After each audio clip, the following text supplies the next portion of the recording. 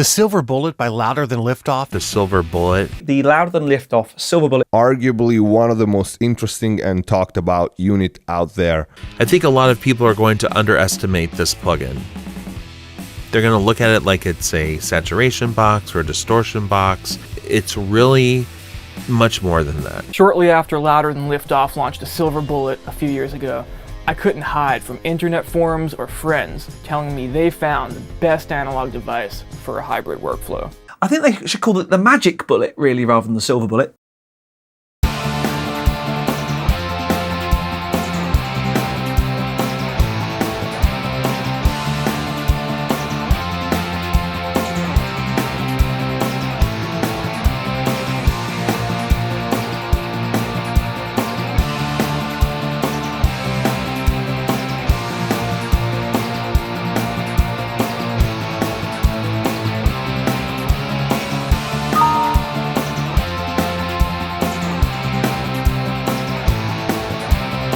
So here we go. Oh my goodness. I have been waiting for this plugin to come out.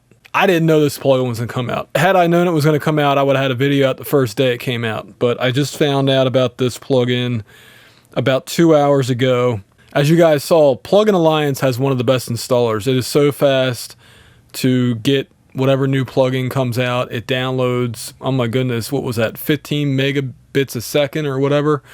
Anyway, this is the Silver Bullet Mark II from Louder Than Liftoff. It is the official plugin. It's the first of its kind as far as I know. I've actually asked other plugin manufacturers to model this over the years. The original one when that came out, because it was so popular on Gearspace, and nobody did it. So hey, Louder Than Liftoff. Applause to you all. I'm actually glad that you're the first one to do it because it's your hardware after all. So here we go. This is the user manual. What I'm going to do is maybe read the highlights because you guys can read this yourself, but the most important things I'm going to go over in this video. So that's pretty much what the real hardware looks like. And here's the table of contents, obviously.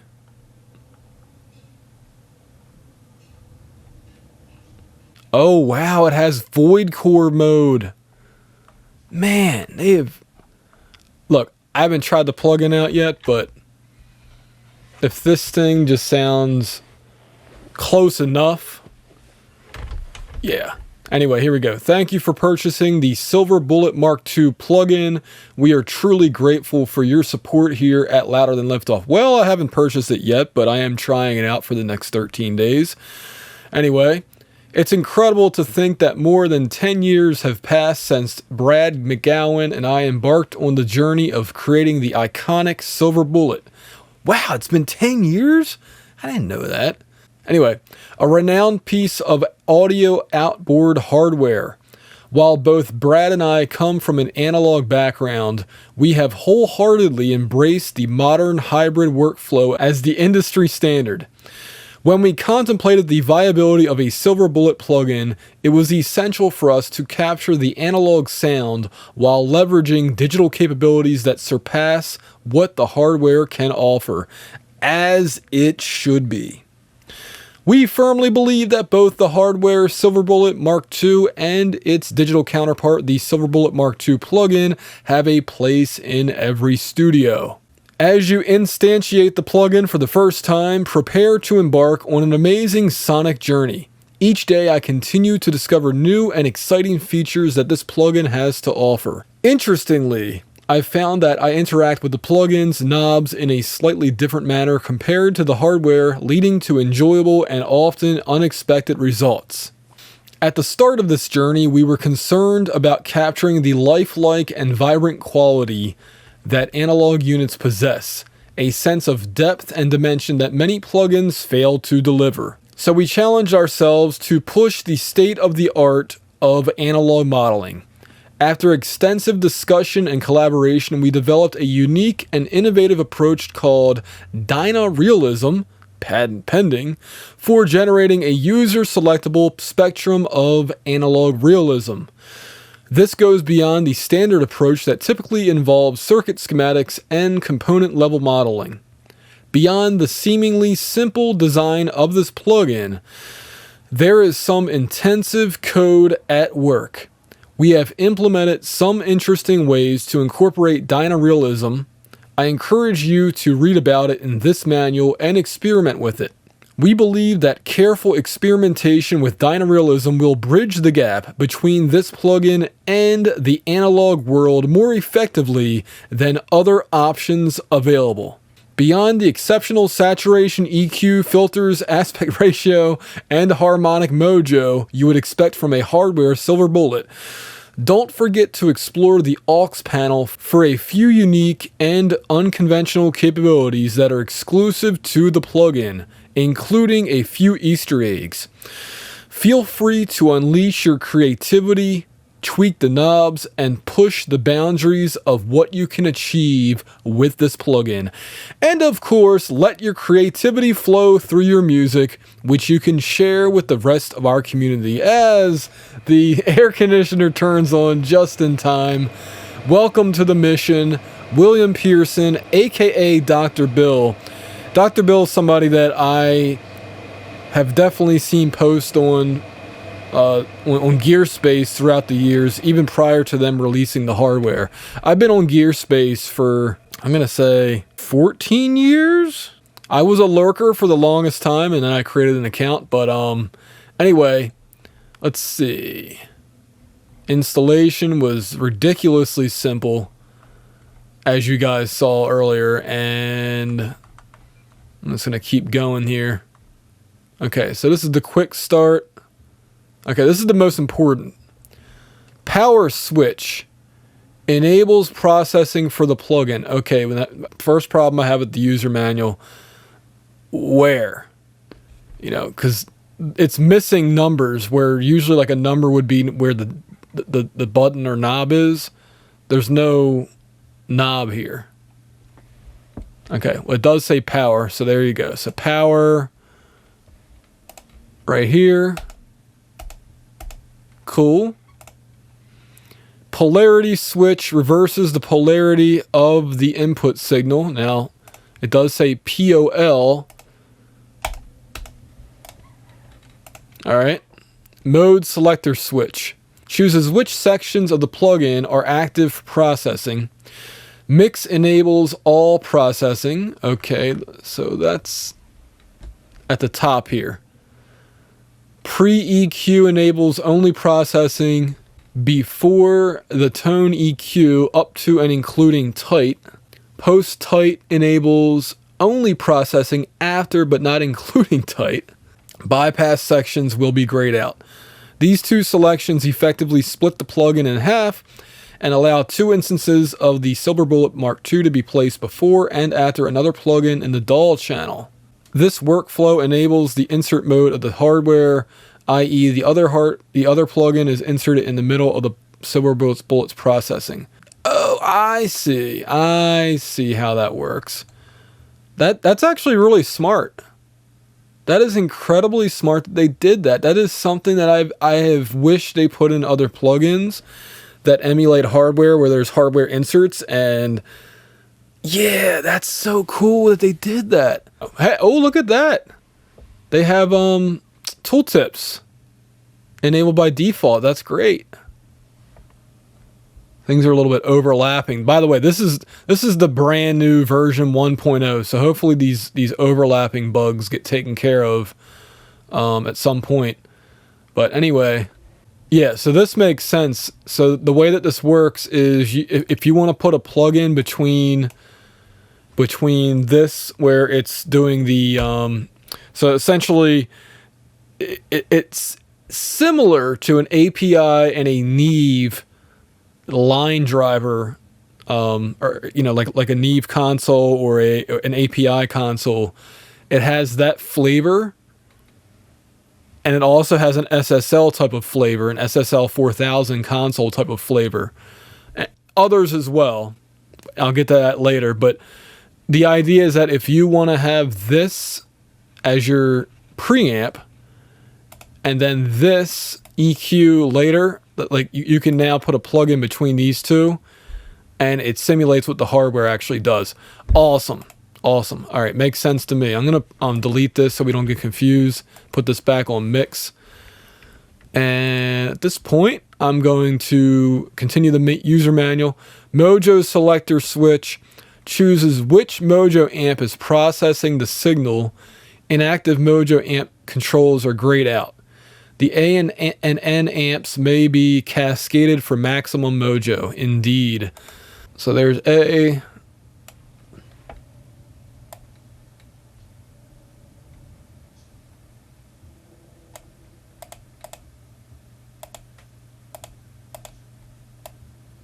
Oh, look at that. That's really cool. So you don't get confused on which one you're using. So this is the American flavor, aka API. This is the N flavor, aka Neve. And then this is both. Oh, this puts Neve before API. That's right. Like I said, they really thought out the circuit. You know, being able to choose how things are cascaded is very cool. And if you notice,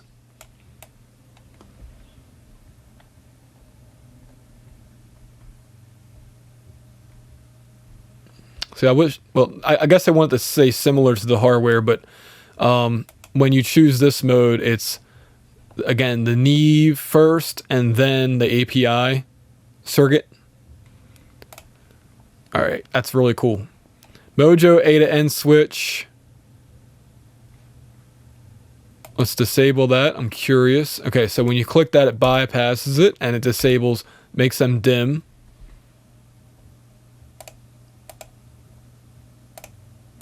You can also disable or enable the Mojo C. That's the Mark II added the third circuit, which is a very, very cool addition. Here we go. Mojo C activates the C Mojo amp expansion slot as selected by the Mojo C select drop-down menu on the aux panel. When the C module is active, the C LED will illuminate. The LED next to the switch illuminates with a unique color determined by the chosen module. Okay, so here we'll get to that in a second. The gain knobs, the output knobs. I mean, this is kind of self-explanatory. The C drive. Okay, simultaneously controls both input gain of the C module and post module attenuation to maintain a musical loudness taper, approximately unity gain. Nice. And that ends up saving a knob, and then this C mix thing, what's this do? Controls the intensity of C module effect by blending processed and dry signal. Turning the knob clockwise mixes in more of the C module's effect. The exception is for the VHF AF color module, which where C-Mix controls the intensity of the warble instead. Nice. And tight switch engages the high-pass filter. Let's see where that is.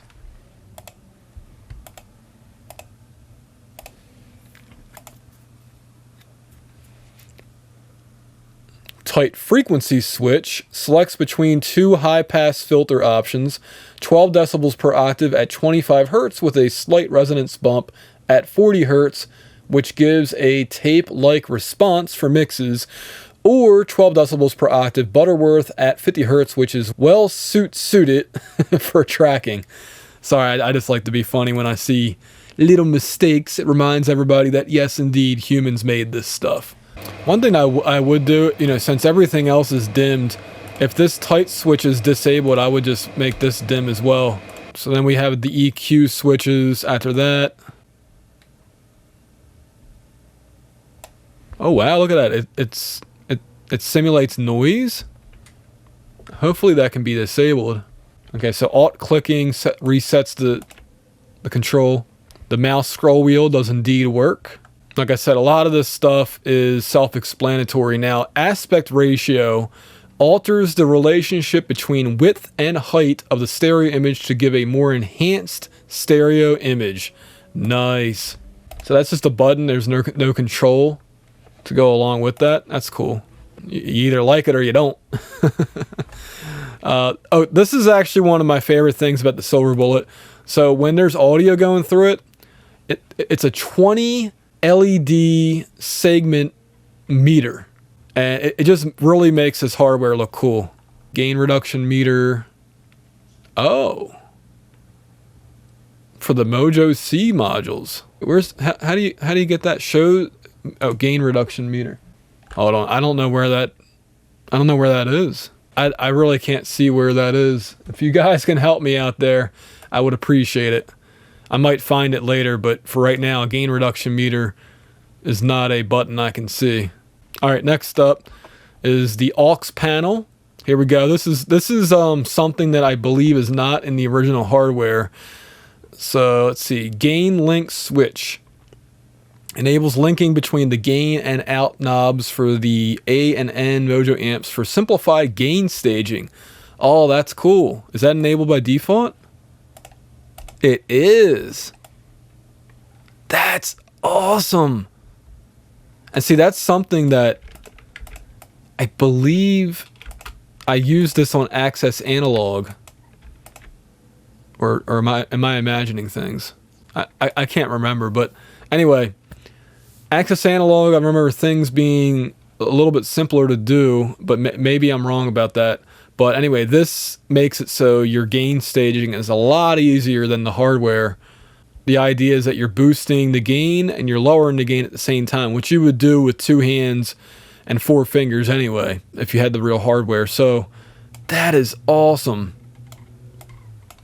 You could disable it, obviously, if you want, but, why would you? Well, I mean, you might if you don't like the way it sounds. Anyway, here we go. Circuit bend selector switch. Select settings that rewire the digitally modeled analog circuits as if the hardware had been circuit bent. Bend 1 and bend 2 short out power rails in various parts of the processing and produce distorted and broken textures that can be exploited for creative use. A, N, and C Mojo will each exhibit unique behaviors as a function of bend setting. Exploration is rewarded. Oh geez. Mojo C select drop-down selects which color module is active for Mojo C. So we have Hitmaker 4000, which, as I said earlier, is the solid state logic 4000 emulation. Bitmaker, which I believe reduces the bits from, most people record 24-bit down to 12-bit. Vinyl saturation, I guess sounds like a record player. Helical scan is similar to the sound of a VHS player, a VHS tape player. And VHS AF, I believe that's a more saturated VHS recorder / player. That's neat. So when you select that, let's see what happens. Oh, it changes what this stuff looks like. That's pretty neat. And so anyway, you got that, and then that affects this right here. And the neat thing is you can, when you have this at 0, it disables those. So if you just wanted to have that for saturation, you can choose that. Dyna Realism selector switch. That's right there. Controls how much left/right channel and unit-to-unit variations occur throughout all circuits in the digital model, including Mojo EQ and aspect ratio. These subtle differences can enhance the depth and width of the stereo image. All right. Let's see if they identify what each one of these actually means, but for right now, no. Okay. Depth knob sets the amount of analog variation when flux is enabled.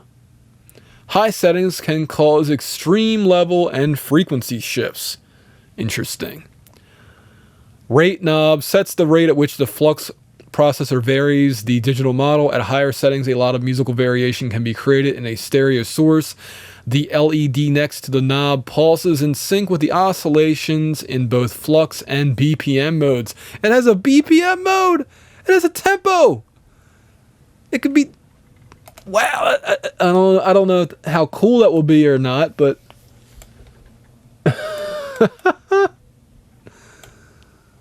That's pretty interesting. What was the default setting on this? Default settings analog 1.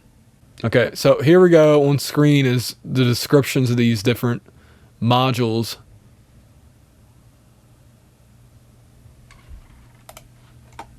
Okay, then we got a headroom knob. Adjust the internal operating levels so that the plugin produces saturation. Turning the control counterclockwise decreases headroom and increases the amount of saturation from the Mojo amps.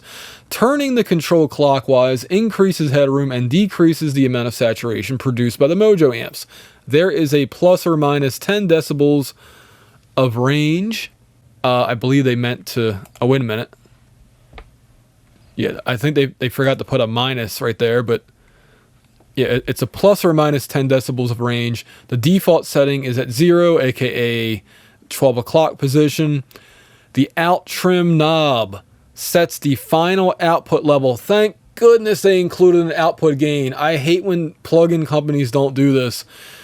Sets the final output level of the plugin using a digitally modeled gain stage. Thank goodness it's clean. Yes. Yes.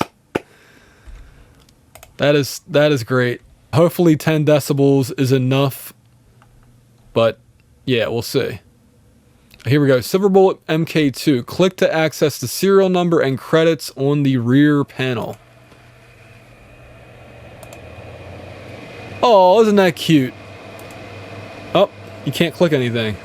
It's just an image, I guess. So we got XLR ins and outs. We have a power input. I like this. So I am serial number SB0. I'm assuming that's the trowel number. And then there's the credits. We have 1/4 inch phone inputs over here. And XL. This is cool. Can I, oh, look, there it is. You can expand the GUI. I'm just gonna leave the air conditioner on because it's getting hot. And, yeah, it's just hot today. And I really don't feel like sitting here sweating too much. So, wow, look at that. It does get bigger. That's what she said. Oh my goodness, those jokes never stop. I need to stop doing that. I'm getting too old for those kind of jokes. But anyway, here we go. Block diagram. Woo! They put a block diagram in the manual. I love it when they do that. And, man, I hope this thing is as good as it is on paper and looks and all that. So this goes into detail about each setting. Because like I said, I was just doing the quick start. So here we go. The heart of the unit. Here we go. This RGB GRLED. GRLED. I still don't know where that might be. I guess once I turn it on, it'll make sense. Blue. So anything above 6 decibels on this is red. The LEDs for the A, N, and C Mojo amps illuminate blue when the corresponding Mojo switch is engaged and rotary Mojo selector switch is set. Alright. So yeah, it has a Baxandal tone EQ. This is actually important. I do want to read this part. So over here on this section, I'll make this even bigger so you guys can see it nice and clearly. Oh, that's as big as I can get it, I think. Okay, that's as big as I can get it. So we're going to narrow in this section right here, the EQ. So you select the frequencies with with this knob right here and then this knob right here. And let's see, because this is the most important part. The low frequency, so this right here, sub 1 is 30 hertz, sub 2 is 45 hertz, bass is 60 hertz, and body is not identified. HF is mids, presence, bright, and sheen. I think that kind of is self-explanatory. You pretty much just select these. This is how I'm going to use it. You know, you boost it, you select it, what sounds good or what doesn't sound good, and then if none of them sound good, you just turn it off, because, you know. By the way, the Silver Bullet's something that you typically will use as one of your first plugins. So yeah, good times. Like I said, I've been very excited for somebody to put this out, and when I found out that Louder Than Liftoff themselves were releasing it, I was very happy.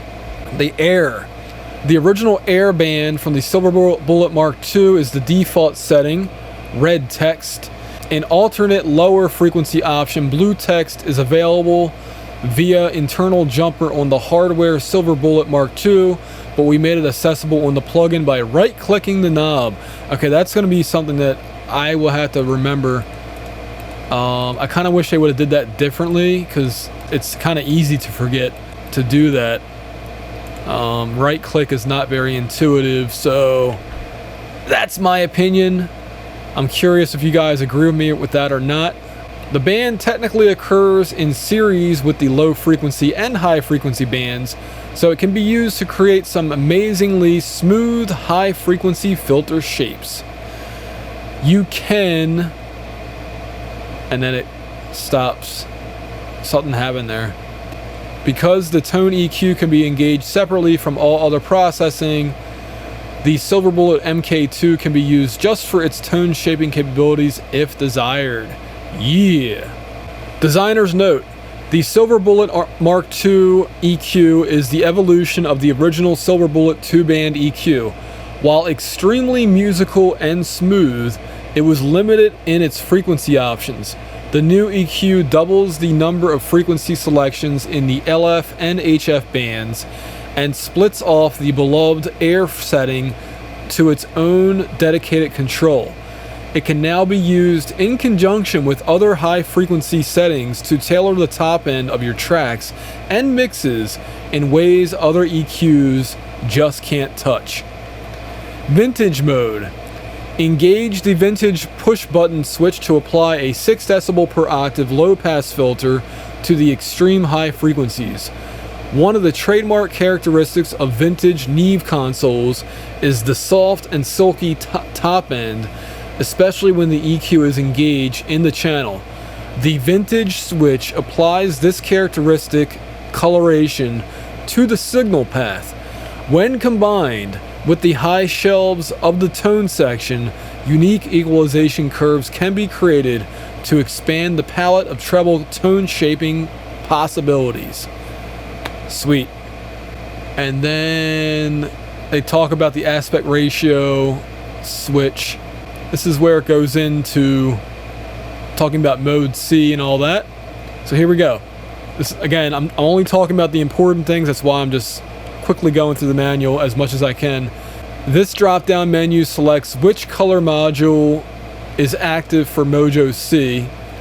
Hitmaker 4000, modeled after the Louder Than Liftoff color module of the same name and produces analog saturation inspired by classic VCA recording consoles from the 1980s. Dr. Bill's note: the sound of early sampling 12-bit drum machines, the 12 and subsequently the 1200, became an iconic part of my sound in the late 80s and early 90s. The digital recording mediums improved quickly and dramatically, but there was always something organically digital about the 12/1200 samplers. I love that a bit or 12 of that character coupled with the console of the day has found its way into the Mark II plugin. Enjoy the destruction. So here we go. Bitmaker 1200, 12-bit sample rate reduced version of the Hitmaker 4000 with brick wall input filtering and aliasing artifacts inspired by a legendary late 80s sampling drum machine. I honestly don't know what that one is. Not that familiar with the hardware, so there you go. Vinyl saturation designed by Unfiltered Audio produces warm vinyl saturation based on their plugin Needlepoint. There you go. That explains the GUI switch when you change it from this to that. Here we go. Helical scan, again designed by Unfiltered Audio, features VHS tape inspired warble algorithms based on their plugin Lo-Fi AF. Turning up C drive increases the depth and intensity of the pitch variations turning down C-mix from 100 will blend warble and dry signals to create a coursing effect. Nice. At full C-mix 100, the wet signal is delayed 8 milliseconds from the dry signal. At all other C-mix settings, the wet signal is delayed by 20 milliseconds. These delay times are not delay compensated by your DAW, so if maintaining the track's timing is important to you, then you will need to adjust the track delay manually in your digital audio workstation software. Thank you for saying that. VHF AF, a serial combination of vinyl saturation and VHF warble algorithms that increase saturation intensity as C drive is turned up and increase warble depth as C mix is turned up. Sweet. So here we go. Designer's note. When I started my recording journey in the mid-1990s, I was primarily using a Tascam Portastudio cassette 4-track.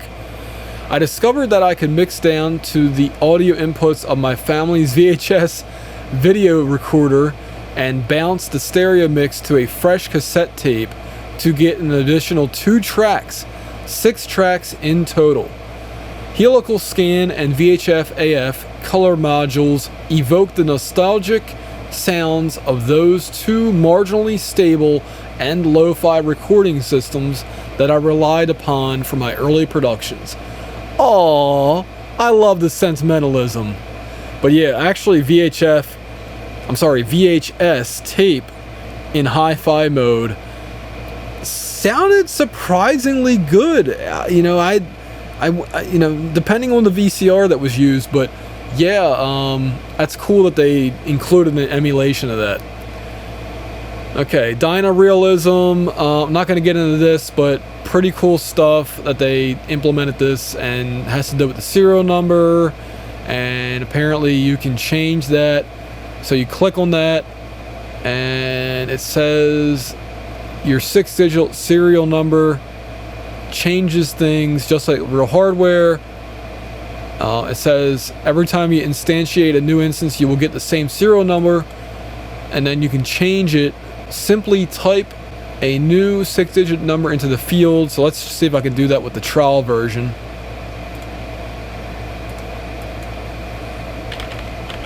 Yeah, you can. Nice. So let me do yeah, that's really mature. Yeah, that's mature too, Adam. Anyway, what was the default setting? I can't even remember now. Was it 01? I think it was 01. Okay, so that's pretty cool. There was a few people out there who were saying, well, I don't like that because of plugin or preset sharing, but I get that. Speaking of presets, let's take a look. So, wow, there's a lot of presets. Check that out. Look at those. This is cool. Obviously, you can't have this on the real hardware. Lots and lots of presets. I can dig it. Can you dig it, sucker? Wow. Very, very nice. Okay. So yeah, that is kind of interesting how that'll interplay with this Dynarealism serial number thing. Okay, so here we go with the Dynarealism. So SYM, symmetric, has the most amount of left/right symmetry because it uses identical digital models on both the left and right channels of a stereo instance. In other words, it has the least left/right channel variation throughout all circuits. The Mojo section potentiometers use actual measured pot values. I'm going to turn this AC off because this section is important and I want you guys to hear it loud and clear. In other words, it has the least amount of channel variation. The Mojo section potentiometers use actual measured pot values with realistic and uneven detent spacing. C-Mix also uses measured detent spacing spacings, but has a more idealized left/right tracking for wet/dry mix.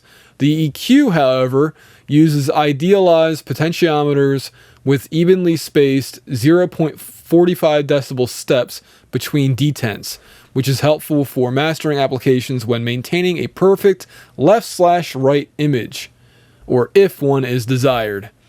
Frequency response between channels in a stereo instance will be well matched. Note, this mode is still giving you a realistic analog emulation, just with less stereo variation than the other modes. Analog 1 is the closest to the real hardware unit we modeled. There is variation between individual potentiometer gangs and detents throughout the model. The C-mix potentiometer more accurately represents stereo imbalances in the wet/dry mix.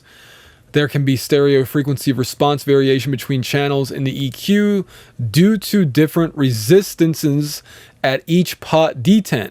This is the default mode for the plugin. Yes! Thank you. Analog 2 is less subtle than Analog 1.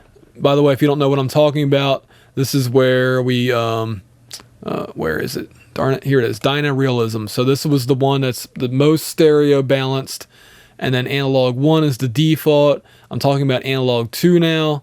Can we click these? Yes, we can. Good. All right, so Analog 2 is less subtle than Analog 1 and uses components from B-stock virtual parts bins for some components. The stereo variation between channels is more exaggerated and can be reminiscent of an out-of-spec hardware unit. That's cool. Flux allows all these variations to be animated in a randomized but musical way, as if the circuits themselves are moving with the music. The depth and rate knobs are activated when flux is enabled. There is an LED to visualize the timing. I think they meant to put visualize, not to visual timing. Sync is a flux-enabled mode that syncs the rate to the DAW tempo. Nice! And that's why the rate knob goes away. Circuit variations occur at musical multiples of the set tempo. The rate knob is disabled in this mode, but the LED will still be active for visual reference of tempo sync. I don't know how that's going to sound, but that's pretty cool. I already talked about these controls. Actually, I should talk about the meters because it is the biggest part of the DAW. I mean, this part is very big, so to not talk about it would be a mistake. The stereo meter provides modified ppm ballistics to give visual indication of average levels and loudness on full mixes, while also registering transients with a floating peak LED. The meter is marked with a dBVU scale, where 0 dBVU is equal to negative 18 decibels full scale. Yes! Thank goodness. Man, they've really thought this plugin out. Like, I am excited by how nuanced this thing is, and I'm getting goosebumps actually just talking about it. Seriously. Keep your output levels from hitting plus 16 on the Silver Bullet Mark II's meter, and you'll likely avoid clipping your converters. Well, 16's all the way over there, so that's... yeah. Signals over plus 16 dBVU will trigger an over, where the plus 16 LED will flash for a couple seconds to warn of potential clipping. The signal feeding the meters is always taken at the output of all processing. Good. It monitors the signal level of the active mode.